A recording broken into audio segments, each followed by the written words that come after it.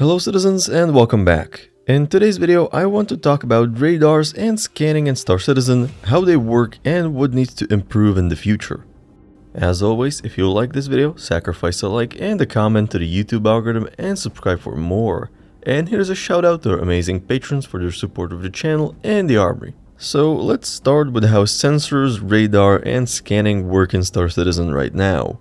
Our ships have one or multiple radar components. These are currently placeholders as the full capabilities are not implemented. But the general idea is that eventually you will be able to swap out your ship's radar for a different one with different attributes.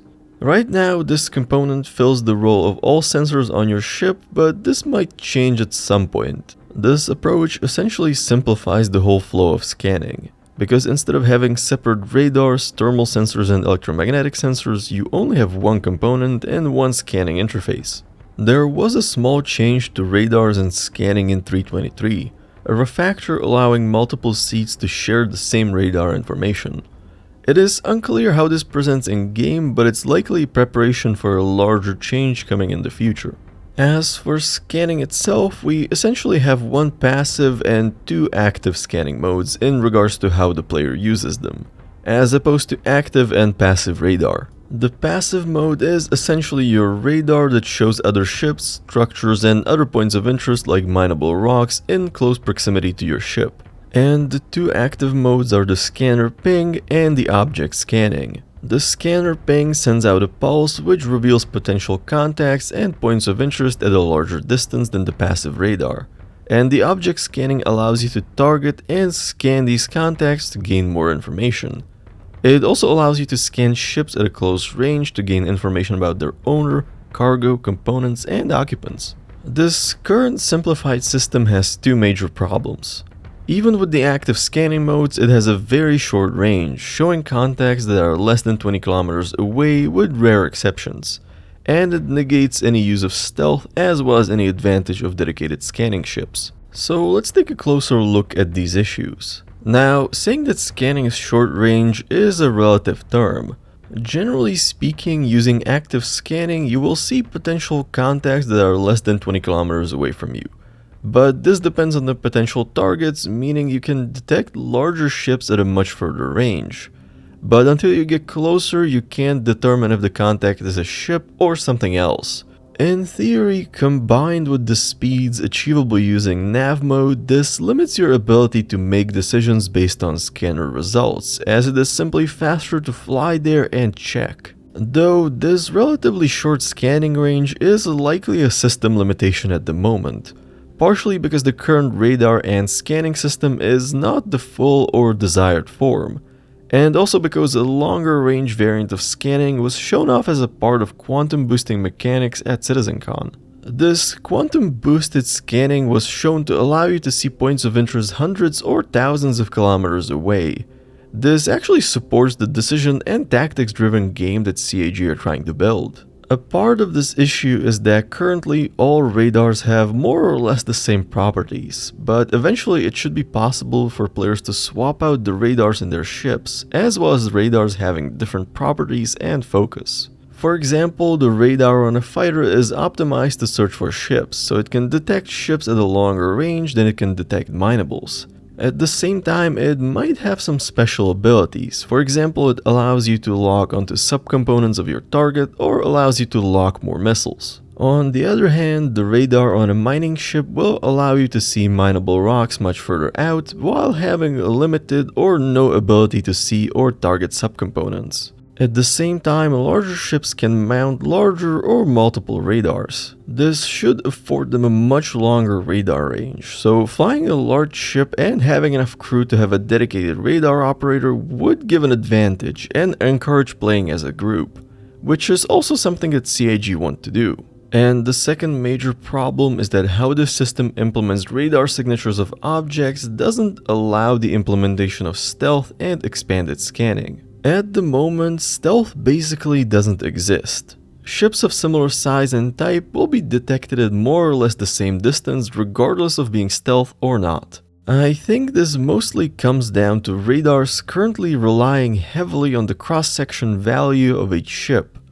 However, the available cross-section range is pretty small, so there isn't much difference between ships.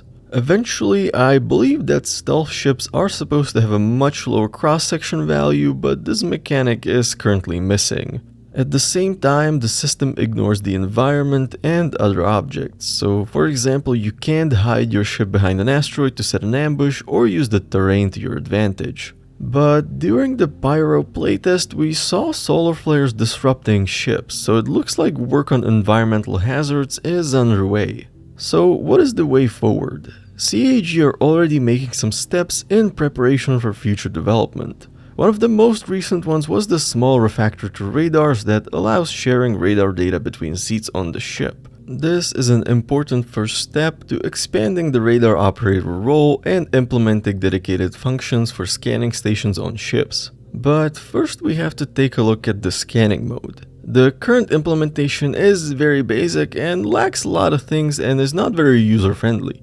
I think eventually the scanning mode as we know it will be split into two separate options. A scanning mode as we see it now that would allow the pilot to quickly ping and scan any signatures they detect, and an expanded scanning mode available at scanning stations. The problem with this split is that you have to keep the pilot scanning mode useful while making the dedicated scanner station worth using. The solution could go back to the specialized or more powerful radar modules as I mentioned earlier.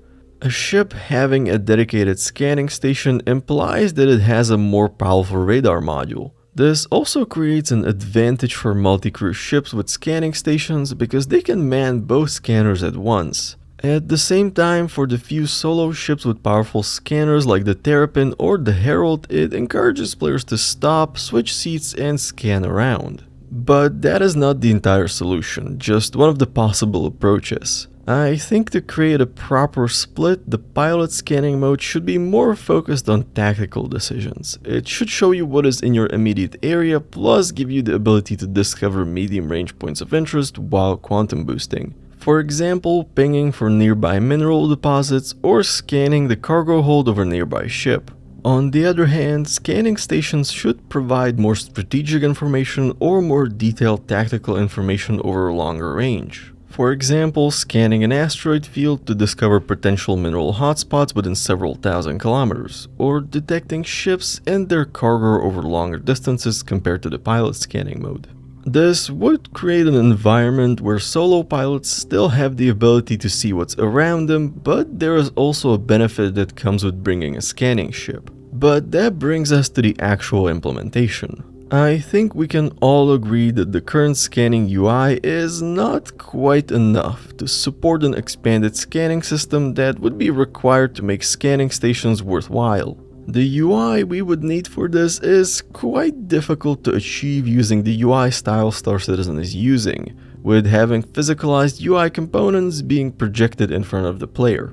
An expanded scanning mode would be more suitable as a screen display, but interacting with cockpit screens is a bit of a pain in Star Citizen.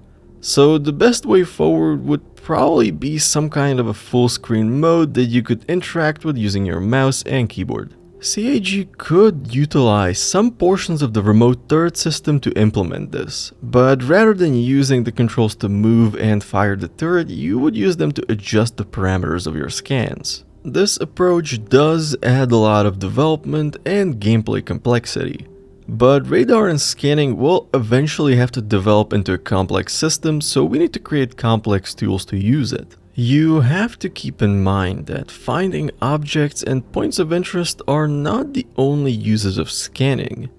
In the previous video we talked about discovering new jump points and mapping them. This is also a form of scanning.